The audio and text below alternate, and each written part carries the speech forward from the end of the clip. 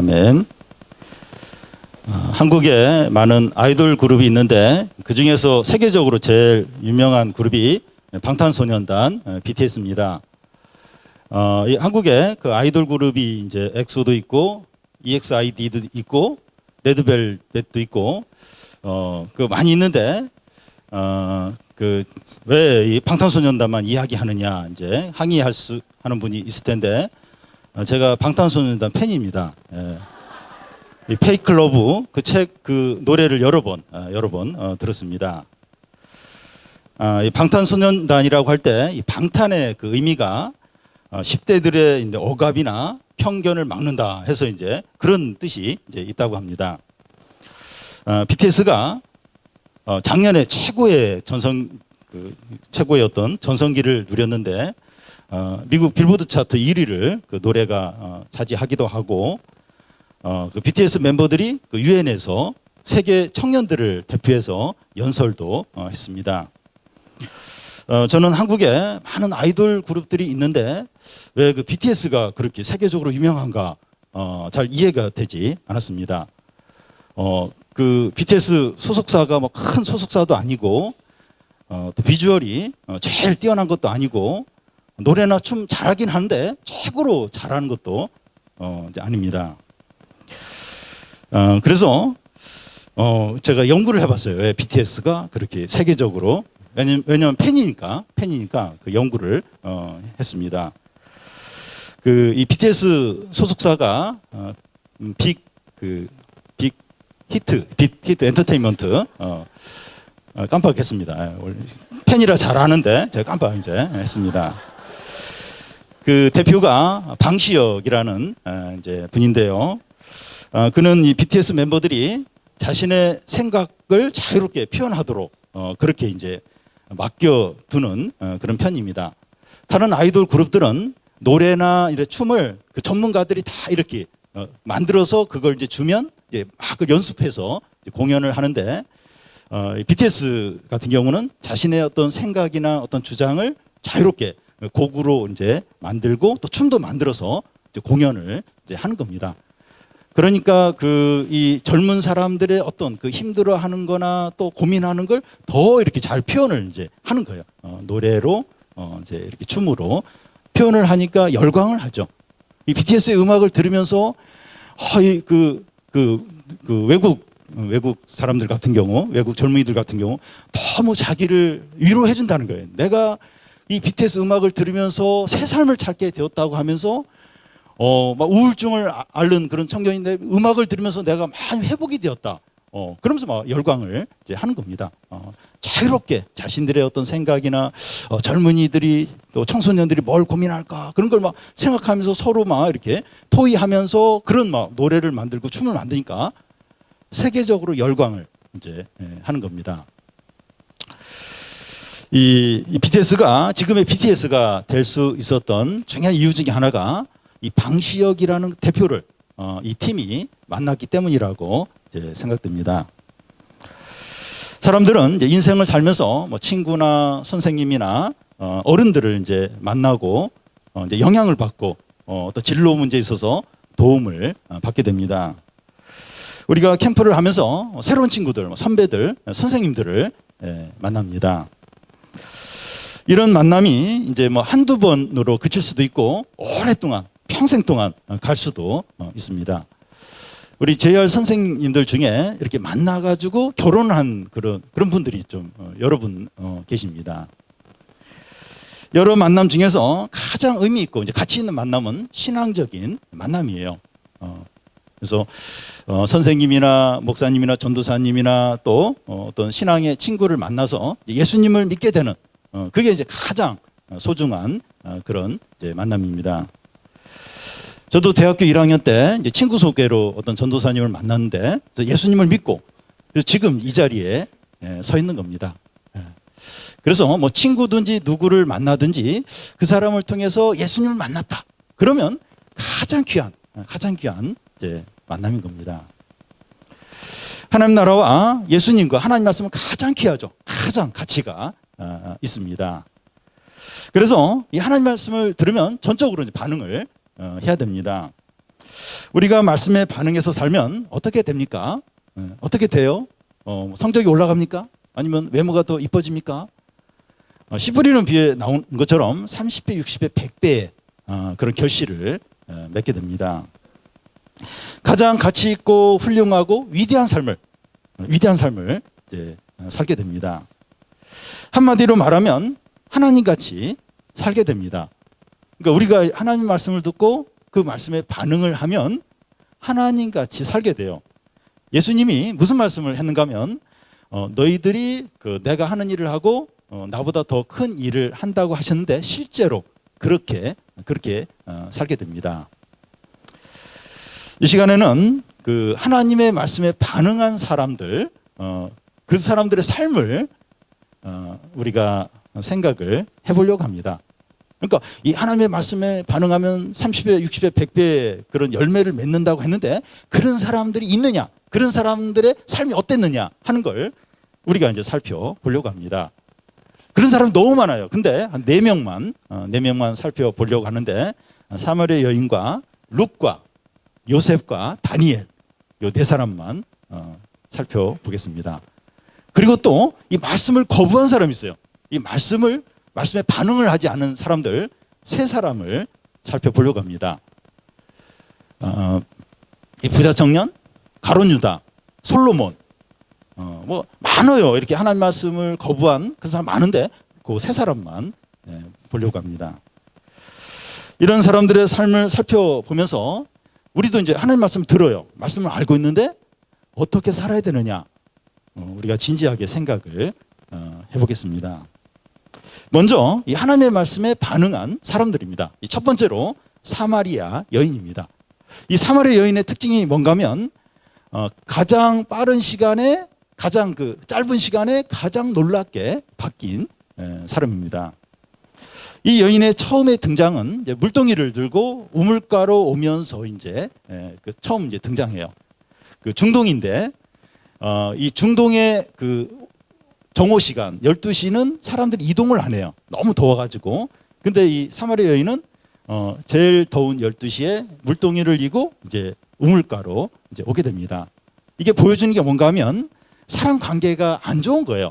여러분 보통 이제 이런 중동이나 이런 데서 우물가에 올 때는 막 그 부인들이 막 수다 떨면서 막 무리를 지어서 와요. 근데 아무도 안 오는 그 제일 더운 때 혼자 물동이를 이고 온다고 하는 것은 왕따입니다. 왕따. 사람 스스로 왕따이기도 하고 사람들로부터 왕따 당하기도 하고 사람 대인 관계가 없어요. 이 여자는 남편을 5번이나 이렇게 바꾼 성적으로 부도덕한 여인입니다. 그래서 남들이 다 죄인으로 여겨. 저 여자는 참 물란한 그 여자야 이러면서 다 죄인 취급을 합니다. 그러니까 이 여자도 그런 죄책감이 있고 또 죄인이기도 하니까 사람들과 이렇게 교제도 안 하고 막 분노하고 그리고 절망감에 빠져 있고 또 정서적으로도 우울하고 아주 어두운 폐쇄적인 사람과 교제도 없는 그런 생활을 한 여인입니다. 이 여인을 보면서 나도 좀 그런 비슷한데 그런 특징이 있는데 그런 사람도 있을 겁니다. 그날도 이 여인은 혼자서 이제 물을 기르러 이제 우물가에 왔는데 예수님이 그 우물가에 앉아서 쉬고 이제 계십니다. 예수님이 이 여인을 보자 물을 좀 달라 그래요. 그랬더니 이 여인이 깜짝 놀라면서 어떻게 유대인 남자가 사마리아 여자에게 물을 달라고 하면서 당황합니다. 이제 그 당시는 이 사마리아 사람하고 유대인하고는 그 서로 교제를 안 했어요. 서로 아주 원수 관계에 있었기 때문에 사마리아 여인이 당황을 합니다. 그때 예수님이 하나님의 선물과 물을 달라고 하는 내가 누군지 알았다면 네가 나한테 그 생수를 달라고 했을 거라고 그러면 내가 너에게 주었을 거라고 이 얘기를 합니다. 이 여인은 이제 물길로 야곱의 우물에 매일 와서 물을 길렀어요. 근데 예수님이 생수 이야기를 하니까 당신이 야곱보다 더 크냐고 이제 물어봅니다. 그러자 예수님은 이 우물물을 마시면 다시 목마른다는 거예요. 다시 물 들어와야 되는데 내가 주는 생수는 속에서 솟아나는 그런 샘물이 된다고 그렇게 하십니다. 그러자 이 여인이 그 생수 달라고 그 생수 주어서 나에게 줘서 내가 물길로 오지 않게 그 계속 솟아나는 그 생수 달라고 그 이야기를 합니다. 그래서 예수님이 네 남편 데려오라고 얘기해요. 그 영원한 생수를 얻으려면, 은혜를 받으려면 제 문제가 해결이 돼야 한다는 겁니다. 이 여인은 예수님 말씀에 지금 반응을 하고 있어요. 말씀 막 이렇게 안 들으려고 하고, 별 미친 사람 다 보겠네 이러면서, 그게 아니라 예수님 말씀하시니까 막 반응을 해요.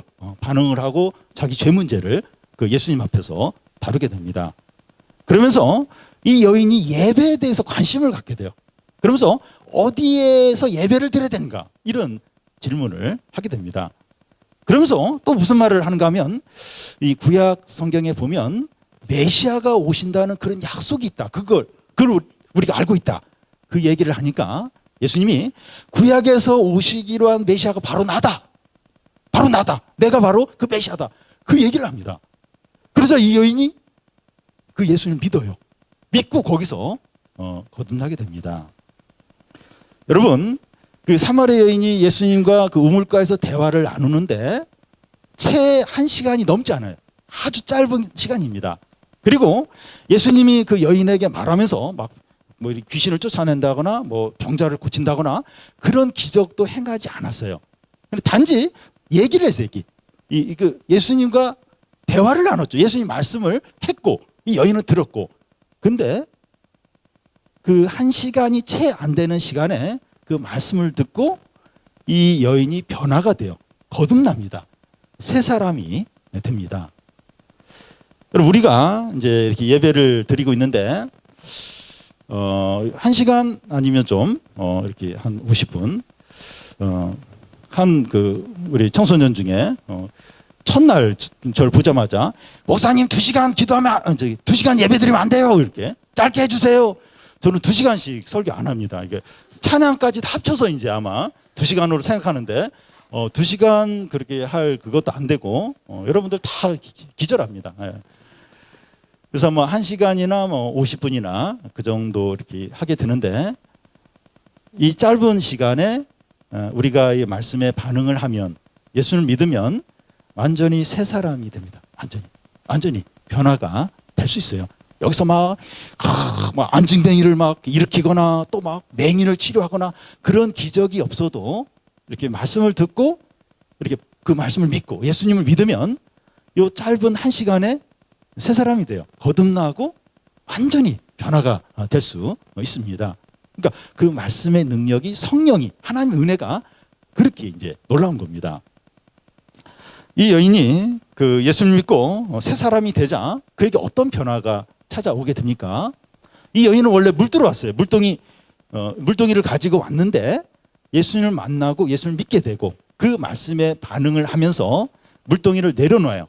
그러면서 마을로 가요. 마을로 가서 나의 과거에 대해서 이야기한 사람에게 와보라. 그러면서 사람들을 막 이렇게 초청을 해가지고 예수님 앞으로 데리고 와요. 그래서 사람들이 그 예수님 말씀을 들으면서 구원을 받게 됩니다. 원래 이 사마리아 여인은 어떤 여자였습니까? 점심때 무더울 때 아무도 없는데 사람 보기도 싫고 또 사람들이 아는 체 하기도 싫고 나도 뭐 관심 받고 싶지도 않고 완전히 사람들 갖다 폐쇄적인 죄 가운데 있기도 하고 또 왕따를 당하기도 하고 또 막 분노와 미움 가운데 아주 어두운 가운데 그런 여자인데 예수님 만나고 나서 예수님 믿고 나서 그 말씀에 반응을 하면서 완전히 새 사람으로 바뀐 거예요. 사람들을 찾아가요. 찾아가서 막 내 과거에 대해서 이야기한 사람에게 와보라. 이러면서 사람과 이렇게 이렇게 단절하고 그게 아니라 먼저 가고 사람들을 이렇게 사랑하고 그리고 기뻐하는 거예요. 더 이상 막 분노에 쌓여 있지 않는 겁니다. 그러니까 예수님을 만나기 전에는 완전히 망가졌어요. 마음과 영혼이 다 망가졌고 대인관계도 다 깨졌습니다. 근데 예수님 만나고 나서 모든 게 회복이 된 거예요. 기쁨이 있어요. 기쁨. 풍성합니다. 그리고 막 자신감이 있어요. 자신감이. 예수님 믿기 전에는 너무 절망적이에요. 비참했어요. 빈곤했습니다. 예수님 만나고 나서는 너무나도 행복하고 풍성하고 자신감이 있고 사람들을 막 사랑하고 이렇게 바뀌었습니다.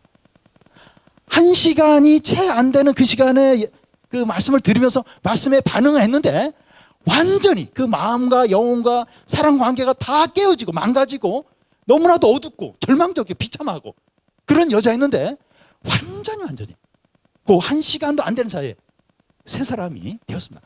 그 물동이 던져놓고 마을에 가서 막 사람들을 불러오는 거예요. 그러면서 예수님을 전합니다. 예수님 믿으라고. 완전히 세 사람이 되는 겁니다. 여러분, 하나님의 말씀이 그렇게 능력이 있어요. 하나님의 은혜가 놀랍습니다.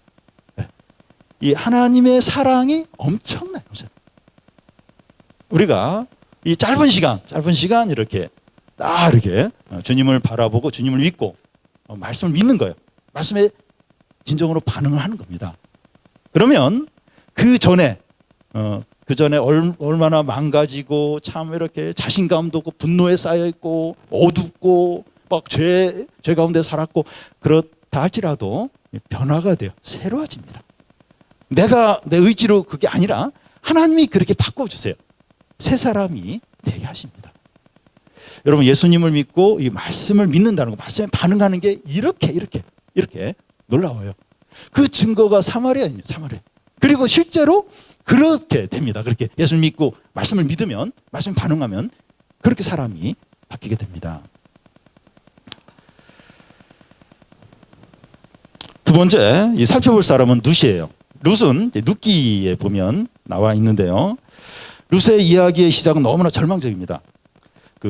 지금 그 시리아의 내전으로 인해서 많은 사람들이 죽고 있는데 한 가정에 있는 남자들이 남편도 죽고 애들도 죽고 여인들만 남아있는 그런 가정이 있습니다.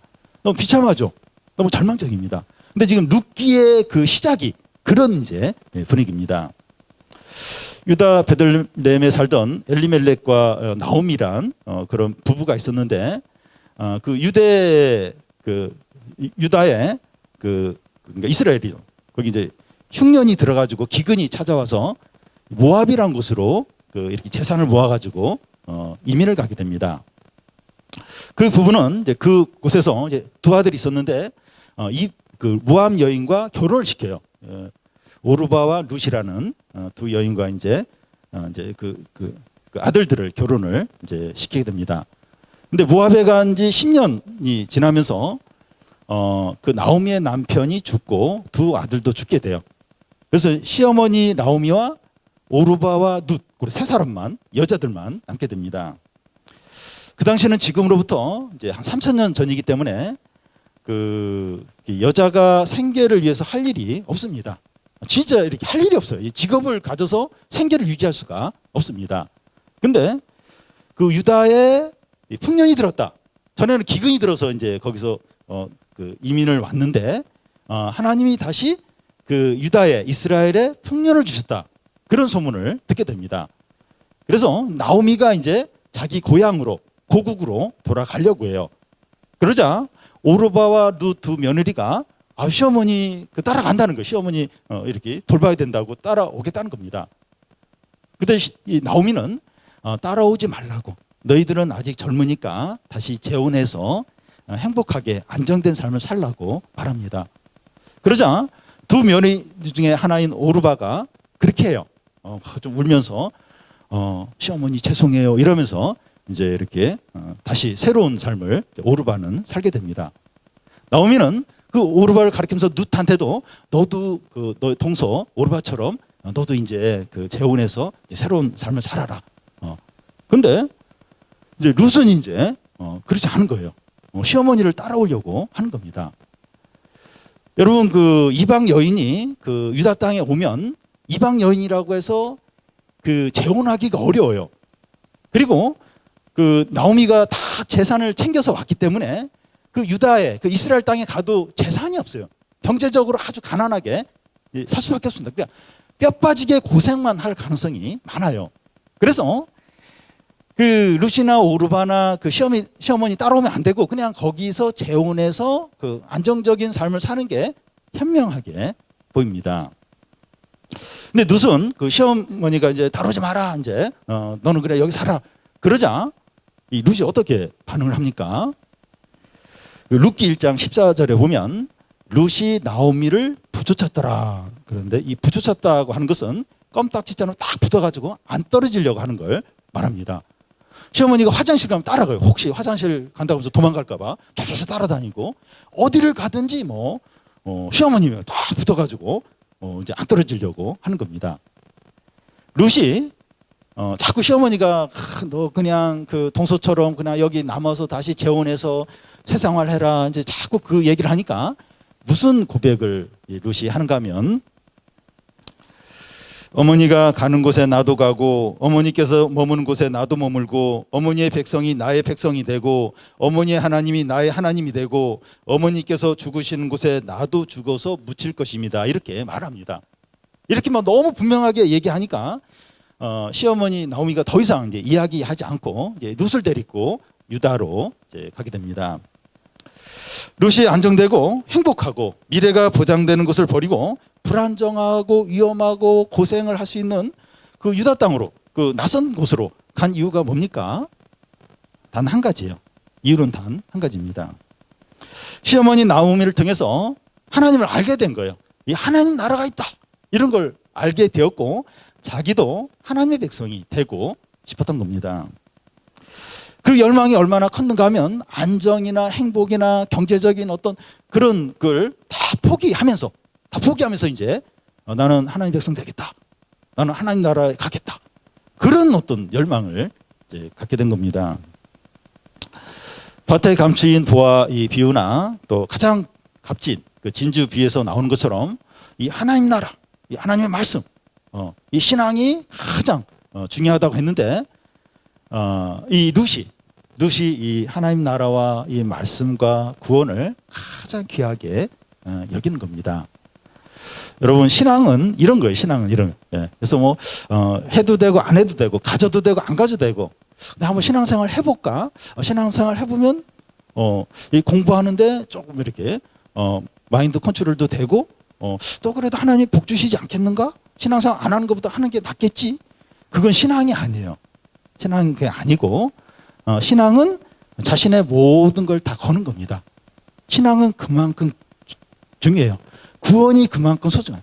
하나님 나라가 그만큼 소중합니다.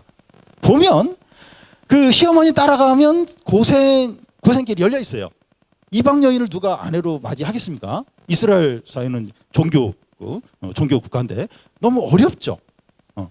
근데 하나님 나라 백성이 되겠다 하면서 안정적이고 미래가 보장돼 있는 그걸 이제 버리는 거예요. 버리는 겁니다. 그러니까 신앙은 그런 것입니다. 룻이 이제 나오미를 따라서 이제 유다에 왔는데 할 일이 없어요. 돈 벌 수 있는 게 없습니다. 그때가 마침 추수 시기라 이제 룻은 이제 이삭을 주우러 밭에 나갑니다. 그런데 이삭을 주우러 어느 밭에 갔는데 그 우연히 하나님의 인도인데 나오미의 남편, 죽은 남편의 친척인 보아스 밭에 들어가게 됩니다. 그 이후로 이제 그 보아스 밭에서 이제 이삭을 주게 되는데, 이 나오미의 그런 이제 이렇게 나오미의 그 충고를 통해서 이제 룻이 보아스에게 청혼을 해요. 그리고 이제 결혼을 하면서 그러면서 이제 잃어버렸던 땅을 이제 차지하고 아들을 낳게 되는데, 그 아들이 다윗의 할아버지입니다. 그래서 룻은 이제 다윗의 증조 할머니가 되고 그리스도의 조상이 됩니다. 여러분, 신앙생활은 모험이에요. 어드벤처입니다. 그런데 불확실한 모험이 아니라 보장된 모험입니다. 하나님의 말씀에 따라서 모험을 하는 거예요. 모험. 신앙생활은 그렇습니다. 모험이죠. 이 룻이 시어머니 따라서 그 낯선 유다 땅에 오는 거 모험이 모험. 아무것도 없어, 아무것도. 자신의 결혼이 될는지 경제적인 어떤 게 보장이 전혀 없는, 그냥 말씀 따라서 모험을 모험. 근데 보장된 모험입니다. 여러분, 이 룻이 그 시어머니 따라서 유다로 오지 않고 모압에 있었으면 어떻게 됐을까요? 이렇게 좀 재혼해서 안정적인 어떻게 좀 나름대로 행복한 생활을 했을 겁니다. 근데 그게 전부입니다. 물론 그게 나쁘고 잘못됐다 어떤 그것보다도 그냥 그 죄와 우상 숭배와 어두운 가운데 그냥 이렇게 안정적으로 조금 살다가 그게 이제 끝이죠. 근데 룻이 이제 하나님의 말씀에 따라서 유다로 왔어요. 유다로 와서 잃어버린 땅도 다 차지하고 그리고 다윗의 증조 할머니가 되고 그리스도의 조상이 됩니다. 그러니까 하나님 나라에 아주 중요한 그런 사람이 되고 물론 결혼도 하고 그리고 참 이렇게 믿음이 좋은 보아스를 자신의 남편으로 삼게 되고 잃어버린 땅도 다 차지해. 그러면서 하나님 나라에 아주 중요한 그런 인물이 됩니다. 이 마태복음 1장에 보면 그 예수님의 그 족보가 쭉 나오는데 룻이 거기에 있어요. 룻의 이름이 거기에 있습니다. 이방 여인인데 그냥 우상숭배하다가 그냥 조금 그냥 이렇게 안정적인 생활하다가 끝날 수 있는 그런 어떤 운명 그런 상황인데 이 말씀에 반응한 거예요. 이 말씀을 붙든 겁니다. 하나님을 믿은 거예요. 그러자 그의 인생이 너무나 위대하고 너무나 참 아름답고 너무나 참 존귀한 삶을 살게 된 겁니다. 30배, 60배, 100배의 열매를 맺는 것이죠. 여러분 이게 예수님을 믿고 하나님을 믿고 이 말씀에 반응한다는 게 이런 겁니다. 그냥 뭐 이렇게 어려움 없이 뭐 이렇게 그냥 살 수는 있어요. 그냥 살 수 있는데 그냥 하나님 없이 죄와 어두운 가운데서 그리고 결국은 이제 영원한 그 멸망에 빠지느냐 아니면 모험을 하고 좀 위험은 감수하지만 말씀에 반응하고 하나님을 믿음으로 참 30배, 60배, 100배의 결실을 맺고 참 위대하고 존귀하고 아주 의미 있는 가치 있는 이제 그런 삶을 사느냐 이런 엄청난 차이를 가져게 됩니다. 이 세 번째로 살펴볼 사람은 요셉입니다. 요셉의 아버지는 야곱인데 야곱에게는 4명의 부인이 있었습니다. 그 부인 중에서 제일 사랑한 부인이 라헬인데 라헬이 첫 번째로 낳은 아들이 요셉입니다. 근데 이 라헬이 둘째 아들을 낳다가 죽게 돼요. 그래서 이 야곱은 이 요셉을 제일 아들 중에서 사랑하게 됩니다. 그래서 요셉에게만 그 오래전에 컬러풀한 채색 옷을 지어서 입혔습니다. 근데 이 요셉은 형들이 그때 못됐어요. 이렇게 변화되기 전인데 막 못된 짓을 하면 그걸 아버지에게 알려주는 거예요. 그래서 형들은 막 이 요셉을 너무나도 미워합니다. 근데 어느 날 요셉이 2번에 걸쳐서 꿈을 꿔요. 한 번은 그 자기하고 그 11명의 형들이 이제 논에서 이제 볕단을 이렇게 묶고 있는데 자기 볕단이 우뚝 서고 형들이 묶는 그 볕단이 요셉의 볕단에 다 절을 하는 그런 꿈을 꾸게 됩니다. 또 한 번 비슷한 꿈을 꾸게 되는데 이 해와 달과 11별이 자기에게 절을 하는 그런 꿈을 꾸게 됩니다. 요셉은 형들에게 꿈 이야기를 이제 합니다. 그러자 형들은 요셉을 너무너무 미워해요. 너무너무 미워합니다. 요셉의 이 꿈이 무슨 의미입니까? 개꿈입니까? 개꿈. 그 옛날에는 하나님의 꿈을 통해서 앞으로 일어날 일을 말씀하는 경우가 자주 있었습니다. 그래서 요셉이 꾼 이 꿈은 앞으로 요셉의 생애에 하나님이 하실 일을 말씀으로 이렇게 말씀을 하고 있는 겁니다. 그런데 요셉이 이 하나님의 말씀 때문에 고생을 많이 합니다. 고생을 많이 하게 되는데 형들이 꿈 이야기를 듣고 요셉을 죽이려고 그래요. 근데 죽이진 않고 애굽의 종으로 팔게 됩니다. 형들이 요셉을 죽이려고 하면서 무슨 말을 하는가 하면 저 꿈쟁이가 꿈 얘기를 하는데 그 꿈이 어떻게 되는가 보겠다. 어떻게 되는가 보겠다. 이러면서 죽이려고 하다가 애굽의 종으로 팔립니다. 요셉이 그 애굽의 종으로 팔린 이유는 하나님의 말씀 때문이에요. 하나님의 말씀을 붙든 거예요. 그 말씀을 붙들었기 때문에 노예로 팔려가게 됐습니다. 요셉은 애굽왕 시대장 보디발의 집에 팔려가게 되는데 거기서 하나님이 또 이렇게 함께 하세요. 그래서 가정 총무가 됩니다. 그러니까 종 중에서 제일 높은 그런 이제 가정 총무가 됩니다. 근데 문제가 이제 생기는데 보디발의 처가 요셉을 유혹을 하는 거예요. I love you, 요셉. 그래서 우리 한번 안아볼까 이러면서 매일매일 그 유혹을 하는 거예요. 그때마다 요셉은 아유, 많이 왜 그러십니까? 그러면서 거절을 하죠. 그러니까 매일매일요. 요셉 잉크 막 하고 막 이렇게 하고 뭐 맛있는 거 있으면 요셉 막 챙겨주면서 I love you 요셉 막 이러면서 막 유혹을 하는 거예요. 근데 어느 날 집에 아무도 없어요. 그 요셉하고 보디바르 처만 딱 이제 남게 됩니다. 그러니까 막 이 보디바르 처가 막 달려 들어가서 I love you 요셉 이러면서 막 내 사랑을 왜 무시하는 거야 이러면서 막 달려 들어가죠. 막 이렇게 막 그러면 그렇게 하는 겁니다. 그때 이제 요셉이 마님 그러시면 안 됩니다. 이러면서 무슨 말을 하는가 하면 내가 어찌 이 큰 악을 행하여 하나님께 죄를 지으리까 이런 말을 합니다. 내가 어찌 이 큰 악을 행하여 하나님께 죄를 지을 수 있겠습니까? 이 얘기를 해요. 여러분 요셉은 청소년 시기예요. 성욕이 막 이렇게 충만하고 외로워요. 누가 막 이렇게 알러뷰 해줬으면 막 위로가 될 그런 상황이고 그리고 이 마님한테 잘 보이면 뭐 이렇게 유익한 게 많을 겁니다. 뭐 이렇게 돈도 줄 거고 맛있는 거 더 줄 거고 또 막 주인한테 이렇게 남편한테 이야기해서 더 막 이렇게 뭔가 승진도 이렇게 더 시켜줄 수 있고 근데 만약 거절하면 무슨 해를 당할지 모르는 겁니다. 그게 다 보여요. 다 보여요. 그런데도 이 보디발의 처의 유혹을 거절한다는 게 절대로 쉽지 않습니다. 그런데 내가 어떻게 이 큰 악을 행하여 하나님께 죄를 지겠습니까? 이런 이야기를 해요. 여러분 하나님 눈에 어떻게 보면 안 보이죠. 하나님 다 이렇게 하나님 뭐 있다고 해도 뭐 없는 것 같고 근데 요셉은 그 상황 가운데서 자기도 막 그게 막 정욕이 성욕이 막 끌어오르고 그랬을 텐데 그리고 잘 보이면 훨씬 편할 텐데 그리고 거절하면 엄청난 어떤 감옥에 보낼 수도 있고 막 그게 막 느껴지는데 그래도 하나님을 생각하는 내가 어떻게 하나님께 죄를 지을 수 있느냐 이러면서 거절을 합니다. 요셉은 하나님의 말씀을 생각을 하면서 이제 유혹을 거절했는데 그 결과는 감옥에 가는 것입니다. 이 보디발의 처가 요셉이 나를 강간하려고 했다. 뭐 거짓말을 하는 거예요.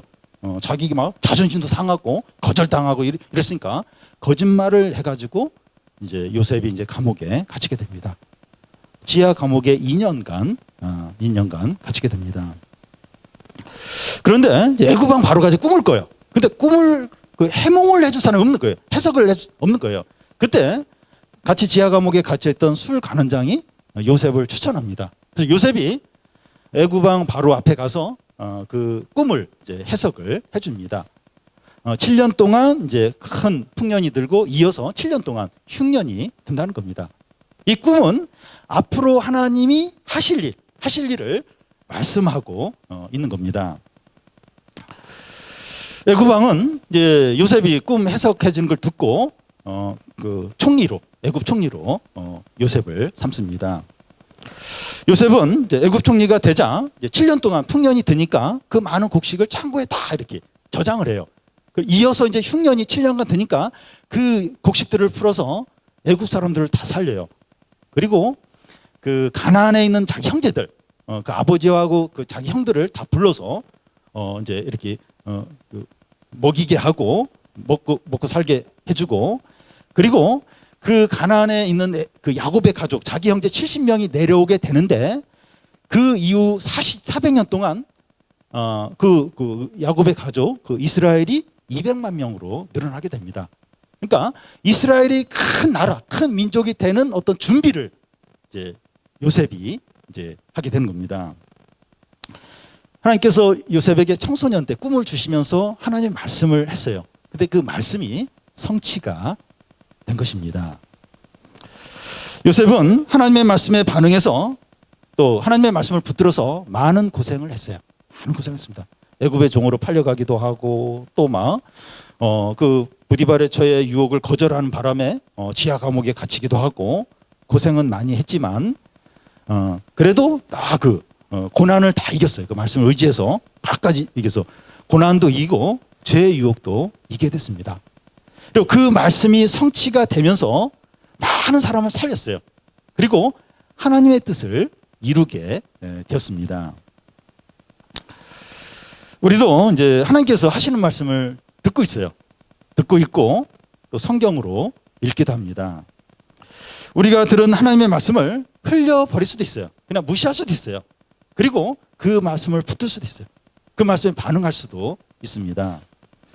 그런데 우리가 그 말씀에 반응해서 살면 어려움을 당하고 손해를 볼 수가 있습니다. 좋은 일만 생기는 게 아니라 어려움을 당하세요. 요셉이 당한 것처럼 어려움을, 사람들에게 미움을 받을 수 있고 오해를 받을 수 있고 그 어려움을 당할 수 있어요. 그런데 그 말씀이 성취가 된다는 거예요. 성취가 되면서 많은 사람을 살려요. 아주 많은 사람을 살려요. 그리고 하나님의 뜻을 이루게 됩니다. 여러분, 이 현실과 세상이 중요하죠. 중요합니다. 중요한데 이 현실 가운데서 우리가 하나님을 믿는 거, 하나님의 말씀, 하나님 나라, 이것도 분명한 현실입니다. 실제예요, 실제. 하나님 나라도 실제하고 하나님도 살아계시고 하나님의 말씀도 성취가 됩니다. 우리가 이 세상 가운데서 좀 그 요셉처럼 그렇게 막 이렇게 이 말씀 때문에 어려움을 당하고 또 막 손해를 보고 이게 쉽지가 않아요. 쉽지 않습니다. 그러고 싶지 않아요. 그러고 내가 왜 그렇게 해야 돼? 내가 왜? 그러면서 근데 유혹에 넘어가기가 쉬워요. 지금 상황이 이렇고 나도 그걸 원하고 그렇게 할 때 당장 편하고 당장 유익이 있고 그러면 그렇게 하기가 쉽죠. 재밌으니까 나에게 위로를 주니까 그러니까 얼마나 쉬운지 모릅니다. 근데 유혹과 이런 상황도 실제다, 현실이다. 이것도 그래 뭐 이렇게 하면 뭐 나한테 좀 이렇게 재미를 줄 수 있다, 행복을 줄 수 있다. 그런데 하나님 살아계시다, 하나님 말씀이 실제하다. 그걸 인정을 하는 겁니다. 하나님 말씀에 반응하는 거예요. 하나님 말씀을 붙드는 거예요.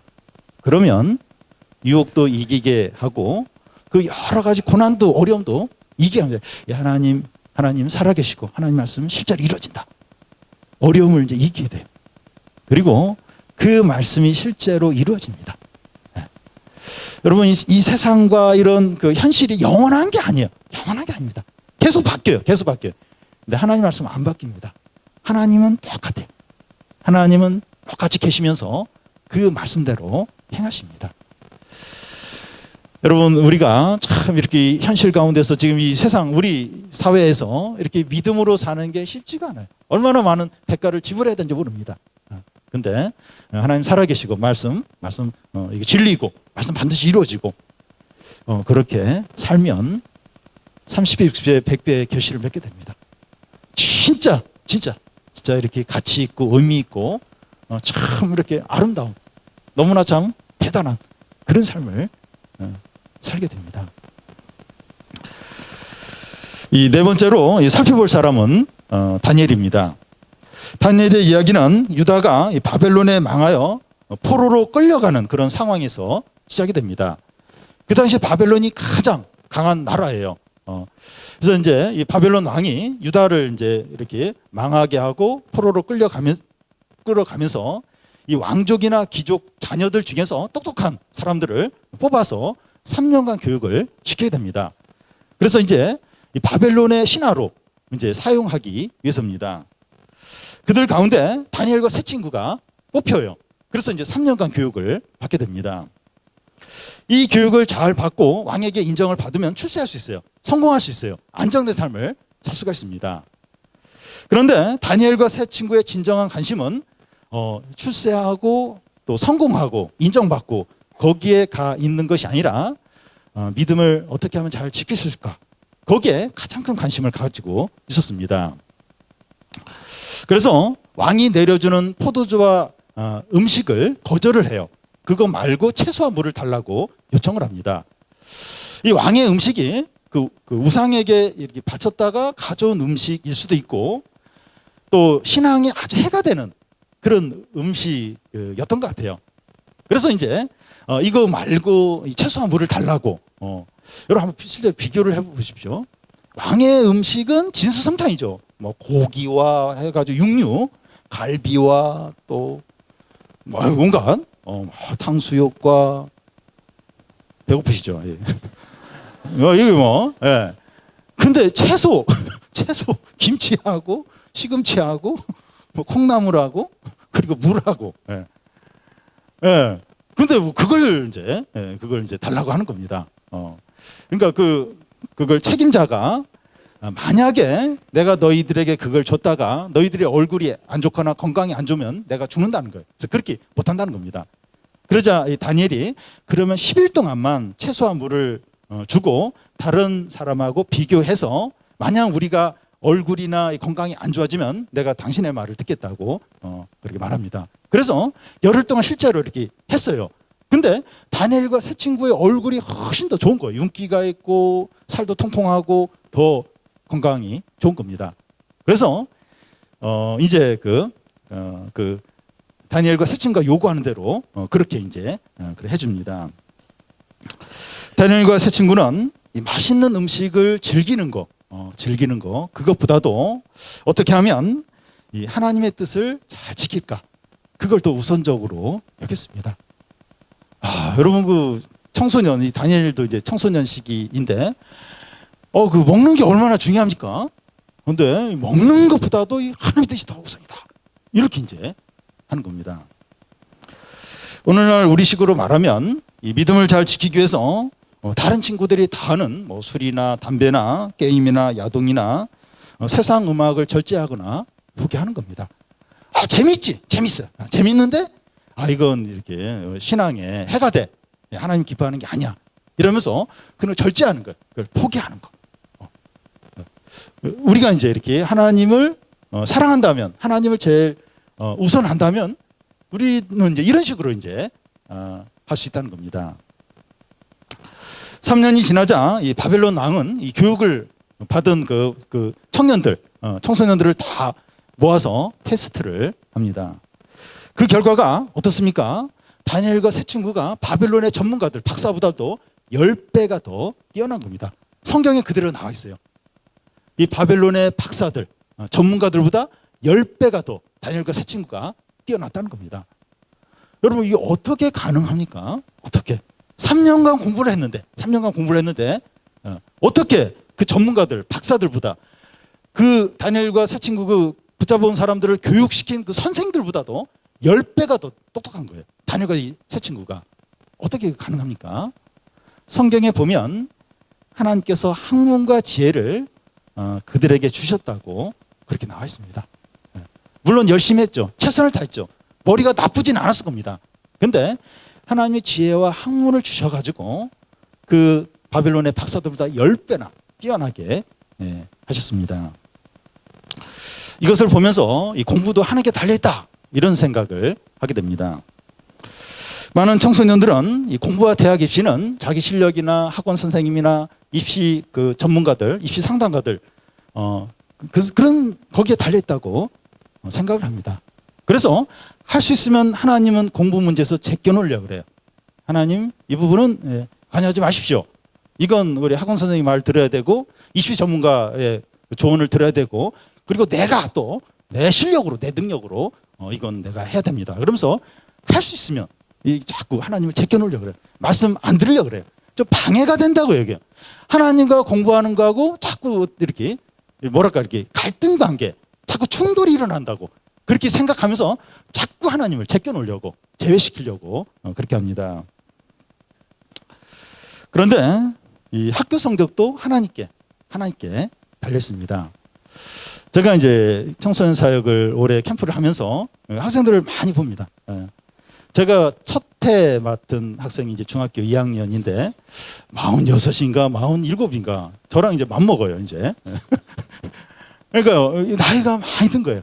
애들이 지금 뭐 많이 크고 그 학생이 커서 이제 애를 낳고 애가 이제 많이 클 정도로 그래서 많은 청소년들을 이제 보게 되는데 이 하나님이 이제 이 성적 학교 공부도 관여하신다 이걸 이제 많이 보게 됩니다.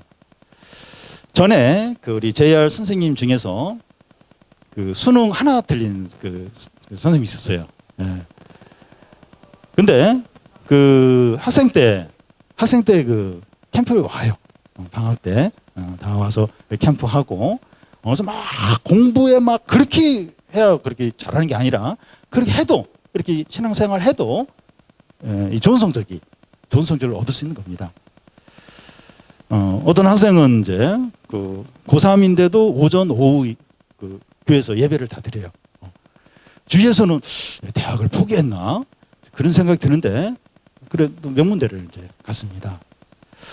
어떤 그 청소년은 신앙은 좋은데 머리가 나빠요. 머리가 나빠가지고 근데 대학은 가야 되고 그래서 막 원하는 대학 다 원서를 썼는데 미달이 됐어요. 미달이 돼서 합격을 하고 그리고 또 그 자기 성적보다 이렇게 훨씬 좀 좋은 그러니까 입시 그게 많잖아요. 종류가. 근데 딱 이게 딱 돼가지고 이제 이렇게 자기 실력보다 더 좋은 대학에 들어가는 그런 경우도 많이 봤습니다. 이제 무슨 얘기를 하려고 하는가 하면 이 학교 성적 공부에 있어서 하나님께 달려 있다는 거예요. 하나님께 달려 있다는 겁니다. 이 공부 문제에 있어서 하나님의 말씀에 반응을 하면서 최선을 다하는 겁니다. 우리가 할 거 해야 되죠. 그런데 거기에 달려 있는 것이 아니라 하나님 어떤 은혜에도 달려 있다는 거예요. 그래서 말씀을 의지하면서 하나님을 의지하면서 말씀에 반응하면서 최선을 다하는 겁니다. 그러면 30배, 60배, 100배 결실을 봐요.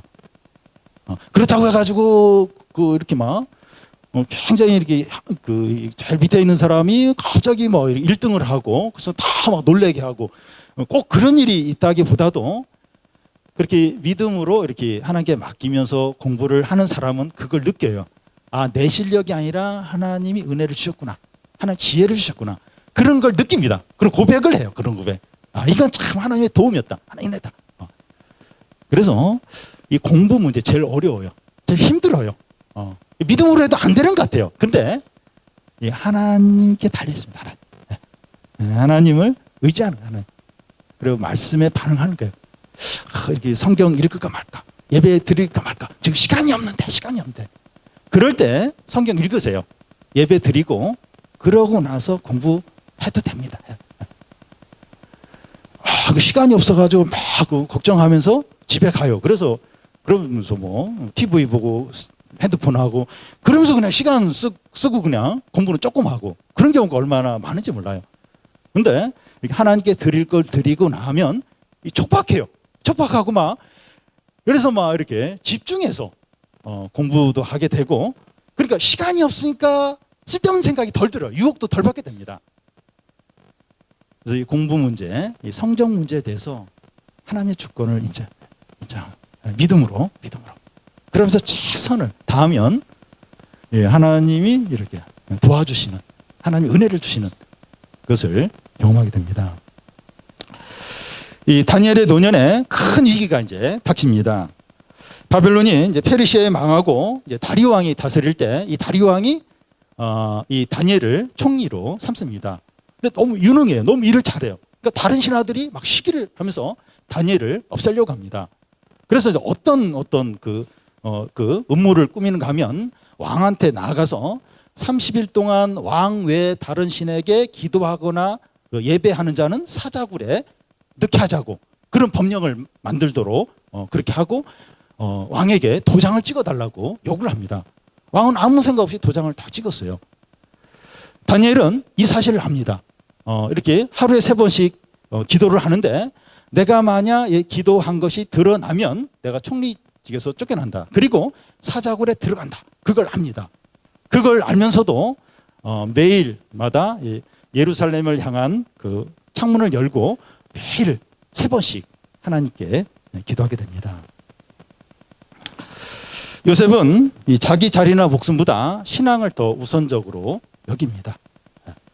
여러분 신앙이 그런 겁니다. 신앙은 그런 거예요. 가장 중요한 거 내 자리, 내 목숨, 내가 좋아하는 어떤 그것보다 더 우선적으로 여기는 게 그게 신앙이죠. 이 다른 신하들은 이제 요셉이 하나님께 기도하는 걸 이제 보고선 그걸 이제 왕에게 고소를 합니다. 왕은 뭐 어떻게 할 수가 없어요. 이미 법령으로 그렇게 하고 도장을 찍었기 때문에 어쩔 수가 없어서 이제 이 다니엘을 사자굴에 넣으라고 이제 명령합니다. 그러고 나서 왕은 이제 밤새도록 잠을 못 자는 거예요. 그래서 아침에 일어나서 이제 제일 먼저 사자굴에 달려가서 다니엘을 부릅니다. 다니엘아, 그러니까 이 사자굴에서 이제 목소리가 대답이 나오는 겁니다. 그때 다니엘이 이제 뭐라고 말하는가 하면 나의 하나님이 이미 그의 천사를 보내서 사자의 입을 봉하였으므로 사자들의 나를 해치지 못했다고 그렇게 말합니다. 다니엘이 목숨보다 신앙을 더 중요하게 여기니까 하나님이 다니엘을 사자굴 해서 지키십니다. 하나님은 자기를 존중히 여긴 자를 존중히 여겨요. 자기를 멸시하는 자를 멸시하십니다. 여러분, 이 사자굴은 현실입니다. 세상이 세상. 여러분, 친구들이 있는데 다 이렇게 하나님 안 믿을 뿐만 아니라 아주 이렇게 못됐어요. 못되고 막 이렇게 죄짓고. 근데 그 친구들 가운데 같이 껴 있습니다. 근데 내가 친구들이 하자는 걸 거절하고 나는 믿음으로 살아야 돼. 하나님이 싫어하는 걸 하면 안 돼. 그러면 그 친구들이 사자로 돌변해요. 잡아먹으려 합니다. 말로 온갖 험담을 하고 때릴지도 몰라요. 여러분, 그래요. 이 세상이 사람들 사이가 그렇습니다. 다 하나님 싫어하고 다 이렇게 욕심으로 살고 이 죄를 짓는데 내가 이제 이렇게 하나님 뜻대로 살려고 한다. 이렇게 살아야 된다. 이러면 사자굴로 돌변해 버려요. 그 교실이 사자굴로 바뀌고 그 모임이 사자굴로 바뀌게 됩니다. 다 잡아먹어요. 다 어떻게 하려고 합니다. 여러분, 그런 가운데서 신앙을 지킬 수 있겠습니까? 그리고 하나님을 이렇게 제일 우선 할 수 있겠습니까? 그런 가운데서도 하나님을 의지하는 거예요. 하나님 말씀을 믿는 겁니다. 그럴 때 물론 욕도 먹고 좀 피해도 보겠지만 하나님 지켜주신다는 거예요. 하나님이 보호해주신다. 생각같이 그렇게 막 최악의 그릇 치다르면서 막 불행해지고 끝장나고 그렇지 않다는 겁니다. 여러분, 하나님이 이 어려움이나 현실이나 문제보다 훨씬 더 크십니다. 훨씬 더 강하세요. 하나님이 천사를 보내서 사자 입을 막았다는 거예요. 그래서 내가 아무런 상처도 입지 않았다는 겁니다. 우리가 지금까지 하나님의 말씀에 반응해서 산 사람들 4사람을 살펴봤습니다. 사실 성경에는 너무 많아요. 그런 사람들이 너무나도 많습니다. 이런 사람들의 이 특징이 뭡니까? 자기의 마음을 좋은 밭이 되게 해서 말씀에 전적으로 반응을 한 사람들, 말씀을 붙든 사람들이에요. 하나님을 제일 최고로 여긴 사람입니다. 그들은 30배, 60배, 100배의 결실을 맺었습니다. 너무나 놀라운 그런 삶을 살았습니다.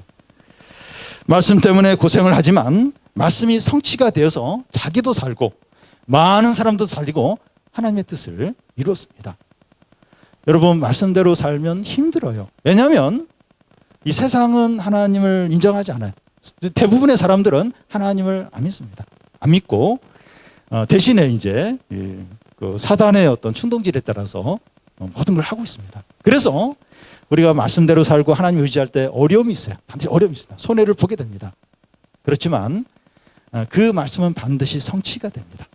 그러면서 나도 살고 다른 사람도 살리고 그리고 하나님의 뜻을 이루게 됩니다. 30배, 60배, 100배의 결실을 맺게 됩니다. 여러분, 이 사람들 또 이 세상의 여러 어려움들 실제해요. 실제합니다. 그런데 하나님 나라와 하나님의 말씀과 하나님도 실제합니다. 이게 이제 믿음입니다. 네. 여러분, 눈에 보이는 게 전부가 아니에요. 전부가 아니라 안 보이는 그게 진짜입니다. 여러분, 반지의 제왕 보면 참 뭔가 이렇게 악한 영과 선한 영이 있는 게 보여요. 그러면서 막 전쟁을 하는데 어떤 영적인 어떤 강한 세력이 있다. 악한 어떤 세력이 있고 선한 어떤 세력이 있다. 그게 이제 느껴집니다. 실제로 그래요. 실제로.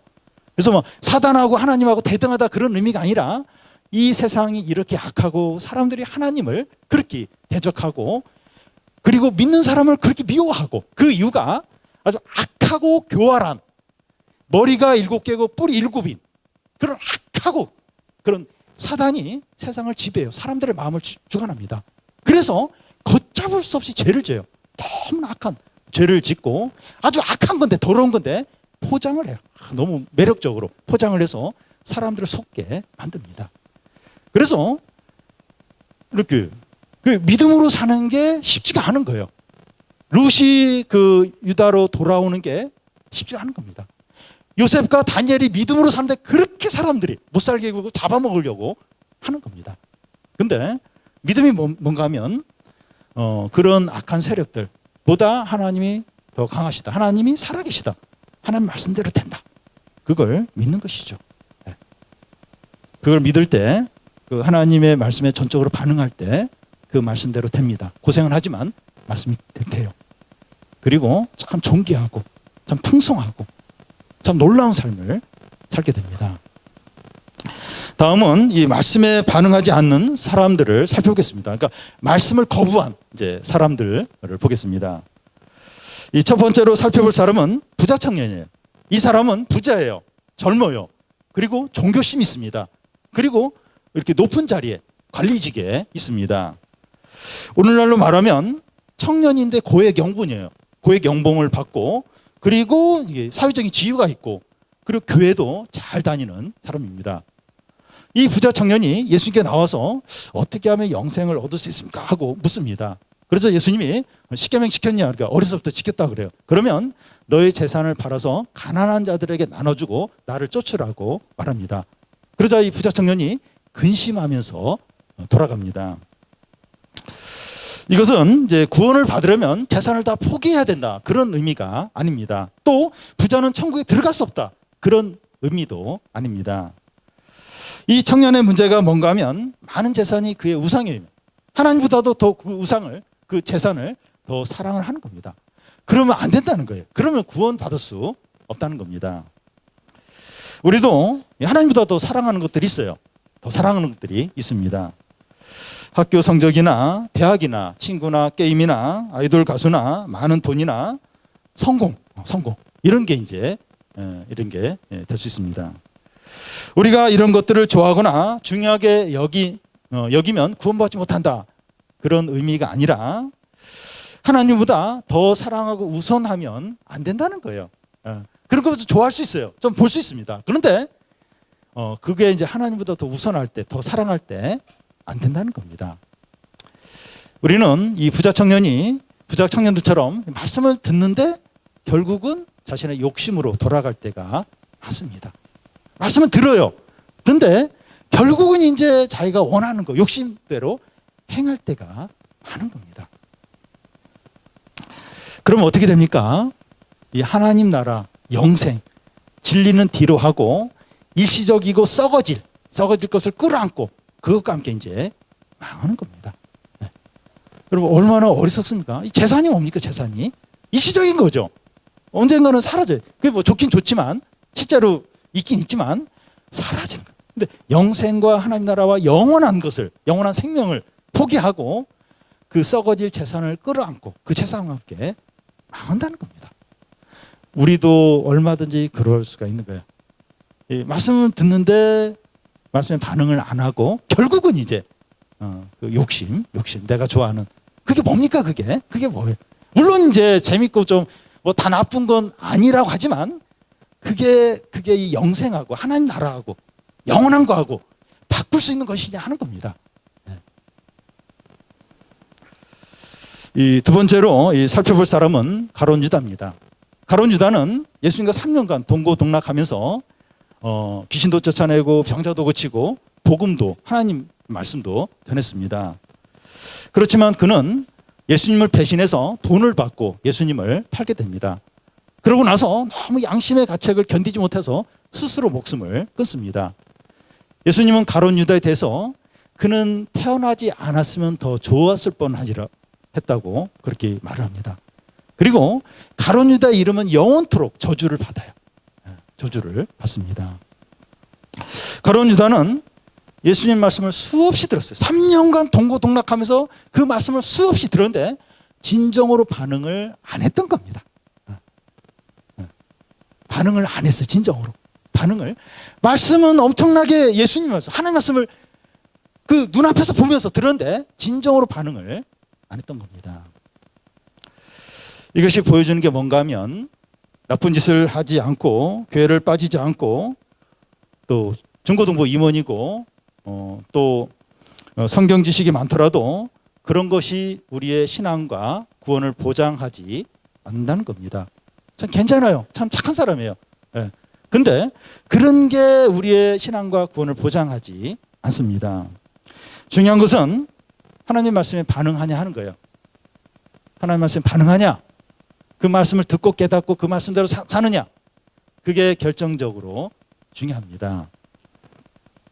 우리가 예배 드리고 말씀을 많이 듣지만 말씀에 반응하지 않으면, 그 말씀을 깨달아서 그 말씀대로 살지 않으면 가룟 유다처럼 가장 비참한 자가 될 수 있습니다. 저 사람은 태어나지 않았으면 더 좋을 뻔했다.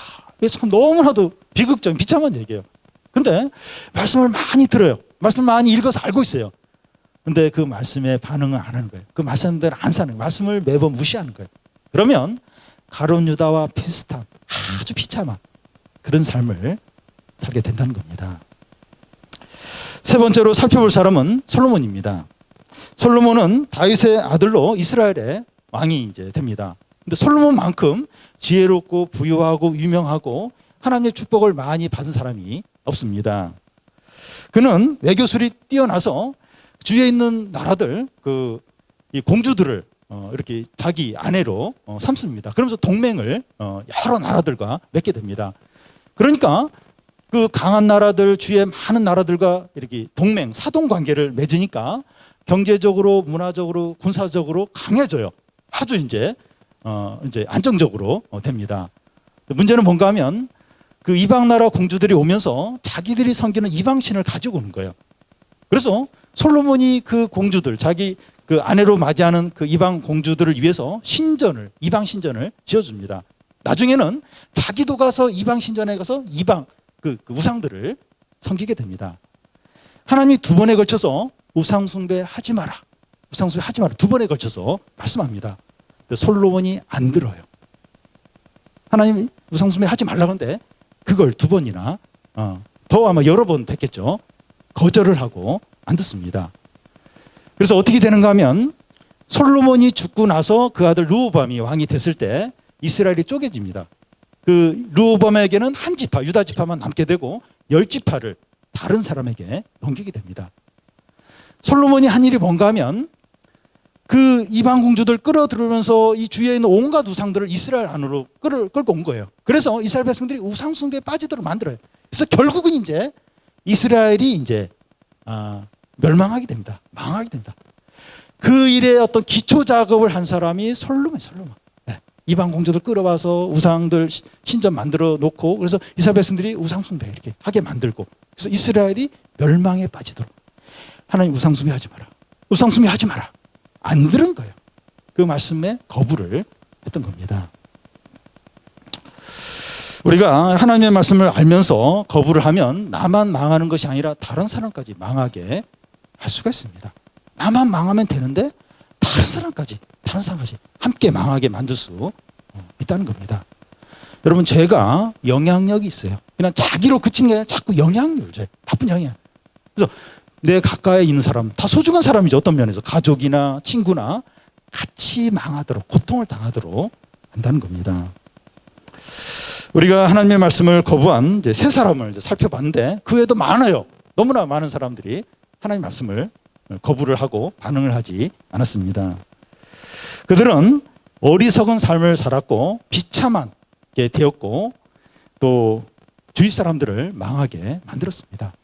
여러분, 세 사람을 보십시오. 부자 청년, 가룟 유다, 솔로몬. 얼마나 좋은 상황에 있었습니까? 부자 청년은 참 이렇게 부유했어요. 그러면서도 종교심이 있었어요.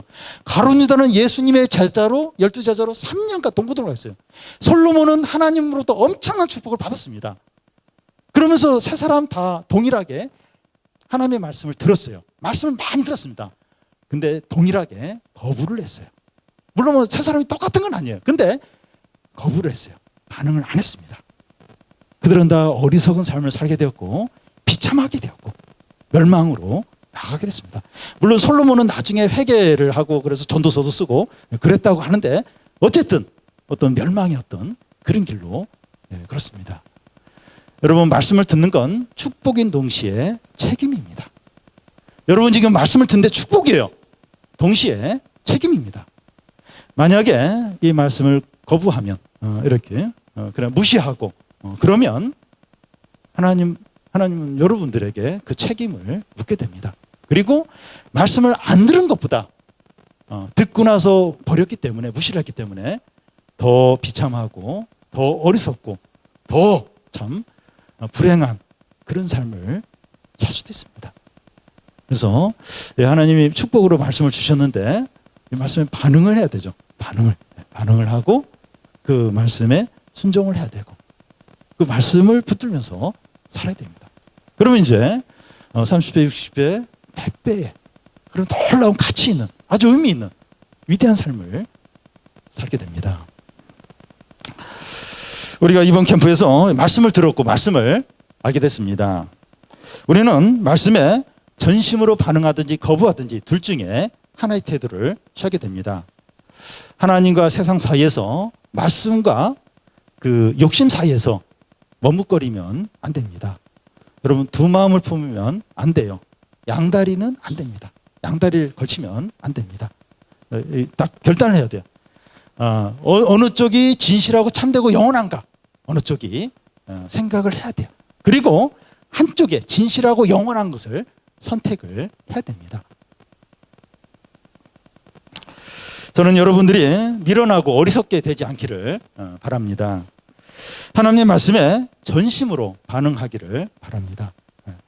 뭐가 가장 귀하고 뭐가 참되고 영원한가 그걸 이제 다 선택을 하는 겁니다. 여러분 요한계시록에 보면 이 세상과 또 하나님을 대적하고 하나님 없이 성공하고 많은 걸 누리는 사람들의 최후가 어떻게 되는가 하는 것을 몇 번에 걸쳐서 반복해서 보여주십니다. 그러니까 하나님을 대적하고 인정하지 않는 나라나 단체나 개인이 어떻게 불타고 어떻게 한순간에 무너지고 멸망하는가 하는 것을 말씀하고 있습니다. 그러니까 그 모든 나라들, 그 모든 사람들 또 이렇게 대단히 영향력을 미치고 인기를 얻고 있는 그러면서 하나님 인정하지 않고 대적하는 그건 다 사단의 어떤 그 이렇게 부하들이에요. 사단의 영향을 받고 있는 겁니다. 그런 어떤 세력이나 나라나 단체나 사람은 반드시 망이 돼요. 한순간에 무너집니다. 싹 무너집니다. 근데 사람들은 보이는 걸 중요시 여겨요. 지금 눈에 보이고 당장에 재미가 있고 당장에 유익을 주는 그런 걸 좋게 여깁니다. 그걸 좋아합니다. 여러분 눈에 보이게 좋고 멋있고 또 매력적으로 보이는 그걸 좋아하면 안 돼요. 여러분 사기꾼들은 다 멋있어요. 멋있고 이렇게 좋아 보이고 다 매력적입니다. 근데 그 말을 듣고 따라가면 망하는 겁니다. 보이는 게 그래요. 지금 이 세상과 이 현실과 이 사람들에게 인정받는 이런 것들은 근데 하나님 인정 안 해요. 그리고 하나님 그 부인해요. 그리고 하나님 대적해요. 그런 것들, 그런 모든 매력적이고 좋아 보이는 것들, 그런 것들이 위험합니다. 이 보헤미안 랩소디 참 이렇게 굉장히 그 참 인기가 있고 저도 그 영화는 보지 않았지만 그 웸블린 그 거기서 공연하는 거 인터넷으로 20분 정도 쭉 하는 걸 다 봤어요. 너무 참 노래도 잘하고 참 이렇게 좋은데 그 퀸이 노래하는 것 중에 그런 노래가 있어요. 엄마 내가 사람을 죽였어. 총으로 머리를 쐈어. 엄마 나 어떡해. 자연스럽게 피아노 치면서 막대기 그 마이크 잡고 위에 속옷만 입고 흰 그 청바지 입고 그러면서 피아노 치면서 엄마 내가 사람을 죽였어. 총으로 머리를 쐈어. 엄마 나 어떡해. 그러니까 그걸 노래로 해요. 노래로. 그러니까 그런 노래를 부르고 또 그 영화에 보면 이제 동성연애가 자연스럽게 나오고 그러니까 막 그런 노래를 이렇게 부르고 막 이렇게 레디오 가가, 레디오 구구 막 떼창으로 하면서 그걸 막 부르다 보면 엄마 나 죽였어. 괜찮지? 나 어떡해? 동성연애도 괜찮지 않나? 그러니까 여러분 그 세상의 문화가 매력지고 재밌긴 한데 거기에 어떤 죄가 들어있어요. 이렇게 불법이나 부정한 게 들어있습니다. 그런데 너무 아름답게 좋게 재밌게 포장이 돼 있는 거예요. 그래서 이제 이렇게 왜 그게 나쁜가? 왜 그게 나쁜가? 왜 동성연애가 나쁜가? 이 동성연애가 왜 죄인가? 이제 우리 사회 이제 미국의 영향을 많이 받은데 미국에서 민주당의 그 대통령들이 다 동성연애를 이렇게 지지하는 그런 사람들입니다. 예. 그래서 이제 그 화장실도 이제 남자 여자 화장실도 이제 없애고 그리고 공동 남녀 같이 쓰는, 그러니까 이 동성연애를 인정하게 되면 남자 여자 이 성을 이렇게 구별하는 걸 차별로 여겨요. 그래서 그런 구분을 하면 안 된다고 생각을 합니다. 그리고 이제 동성 결혼을 이제 합법화까지 나아가게 되고, 그러면서 이 결혼이 있고 남녀가 결혼한다, 이걸 이제 부정을 합니다. 그리고 이제 우리 사회에서는 이제 인권 문제가 나오는데 성소수자들을 보호해야 된다 이러면서 동성연애를 이제 옹호해야 된다, 이거 보호해줘야 된다. 근데 이제 그 인권 문제, 차별 문제 이야기를 하긴 하는데 그게 이제 더 이제 인정이 되고 나면 그 다음은 이제 동성연애를 홍보를 해요. 그리고 동성연애에 대해서 뭔가 이렇게 부정적으로 이야기하면 완전히 차별주의, 그리고 인권을 이렇게 인권을 무시하는 그런 사람으로 몰아갑니다. 네. 우리 선생님 중에 이제 상담하시는 분이 있는데 제가 얘기를 들었는데 그 동성연애에 대해서 부정적으로 이야기하면 그 사람은 이 상담계에서 쫓아내기로 그래 해서 실제로 쫓아냈다는 거예요. 여러분, 그렇게 할 필요가 있습니까? 그러니까 완전히 그걸 그냥 이렇게 보호 차원이 아니라 그걸 절대적으로 여기고 그거에 대해서 뭔가 부정적으로 이야기하면 그건 완전히 인권도 무시하고 교양도 없고 아주 참 그 고립주의, 그리고 권위주의 막 그런 것으로 몰아붙이는 겁니다. 동성연애 조금 더 이야기하면 동성연애가 왜 죄냐 이제 그런 이야기를 합니다. 유전적인 거 아니에요, 유전적인 거. 근데 그 유전적이다 하는 얘기가 그 이제 한 20년 전, 15년, 20년 전에 이제 외국에서 이제 들어온 그런 어떤 그런 사실을 이제 우리가 받아들여서 그렇게 생각을 하는데, 그러니까 그때 이제 그 동성연애가 유전적인 거냐 그걸 연구한 과학자들이 그 당시에 20년 전에 다 동성연애를 이제 그 좋아하는 또 이렇게 긍정하는 그런 사람들 중심으로 그런 연구를 하면서 그런 좀 편협한 결과를 만들었습니다.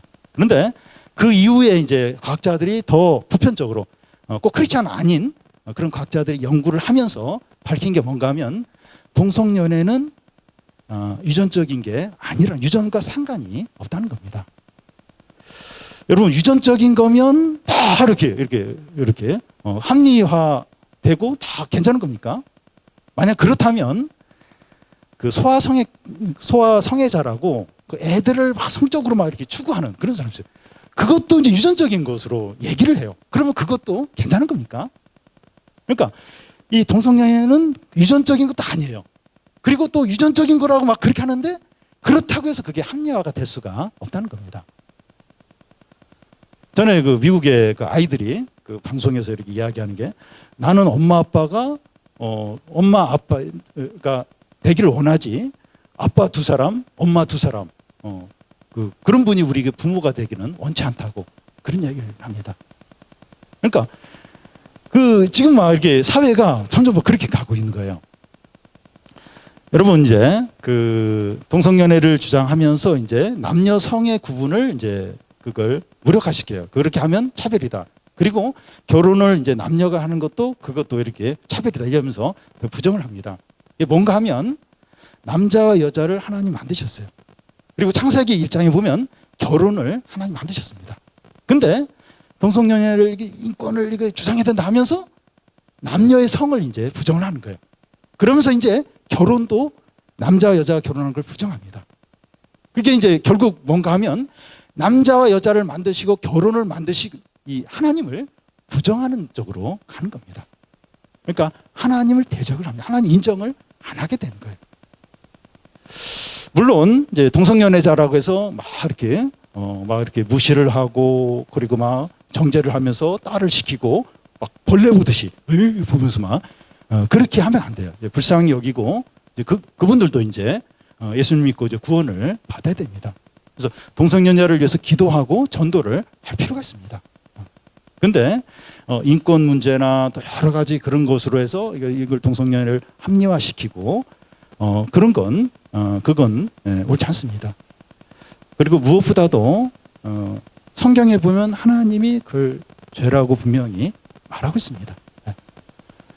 여러분, 우리가 하나님보다 더 위입니까? 사람이 하나님보다 더 대단한가요? 하나님이 이제 죄고 그건 하지 말라 이러면 그 죄죠. 그래서 세상은 그래요. 세상은 이제 참 이렇게 참 건전하고 좀 아름답고 또 참 이렇게 멋있고 그런 것으로 이렇게 하는데 사실 그 안에 악한 영이 사단 아주 교활하고 강한 영이 사람들의 마음을 싹 끌어와요. 하나님을 대적하게 만들고 죄에 빠지게 만들고 그래서 결국은 이제 사단은 지옥 그 무정행으로 빠지게 됩니다. 그러면서 한 사람이라도 더 이제 지옥에 끌고 가려고 한다는 겁니다. 사랑하는 여러분, 우리가 진짜 정신을 바짝 차려야 됩니다. 하나님의 말씀도 듣고 세상도 봐요. 그리고 은혜도 경험하면서 세상의 재미도 맛봅니다.